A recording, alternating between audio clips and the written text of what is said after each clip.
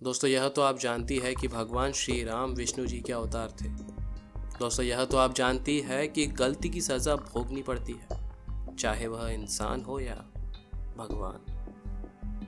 एक पौराणिक कथा के अनुसार ऐसा माना जाता है कि किसी बगीचे में माता सीता भ्रमण कर रही थी। उसी वक्त एक पेड़ पर तोते का जोड़ा बैठा हुआ था और उस समय वह माता सीता के भविष्य के बारे में बात कर रहे थे। उस वक्त माता सीता का ध्यान ऊपर पड़ा और उन्होंने अपने भविष्य के बारे में उनसे सुना। तो माता सीता को अपने भविष्य के बारे में अधिक जानने की जिज्ञासा पैदा हो गई। अपनी इसी जिज्ञासा को शांत करने के लिए उन्होंने उस तोते के जोड़े को बंदी बनाने के लिए अपने महल के पहरेदारों को भेजा।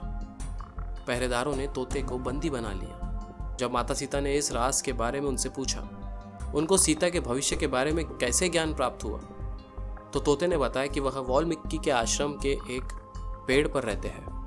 वहां पर हर समय सीता माता और भगवान राम की ही बातें हुआ करती थी। उस तोते ने माता सीता को यह भी बता दिया कि शिवाजी का धनुष तोड़कर श्री राम आपसे स्वयंवर रचाएंगे। अपने भविष्य के बारे में बताने वाले उस तोते को माता सीता ने छोड़ा नहीं।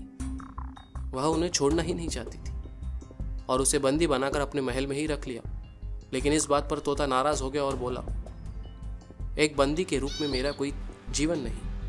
मेरा घर केवल आसमान है और आसमान में रहकर ही मुझे जीवन का असली सुख मिलता है। तोते ने अपनी पत्नी की वीर व्यथा के बारे में माता सीता को बताकर मुक्त होने की इच्छा जताई, तो माता सीता ने उसे छोड़ने से मना कर दिया। इस बात पर क्रोधित होकर तोते ने माता सीता को यह श्राप दिया कि वह अपनी गर्भ अवस्था में अपने पति से दूर रहेंगी। कुछ दिनों बाद नर तोते की मृत्यु हो जाती है। ऐसा माना जाता है कि वह नर तोता धोबी के रूप में जन्म लेता है और माता सीता के चरित्र पर कलंक लगा देता है। इस बात का पता जब श्री राम को चलता है तो वह माता सीता को त्याग देते हैं और माता सीता को अपनी गर्भ अवस्था के समय अपने पति से अलग होना पड़ता है।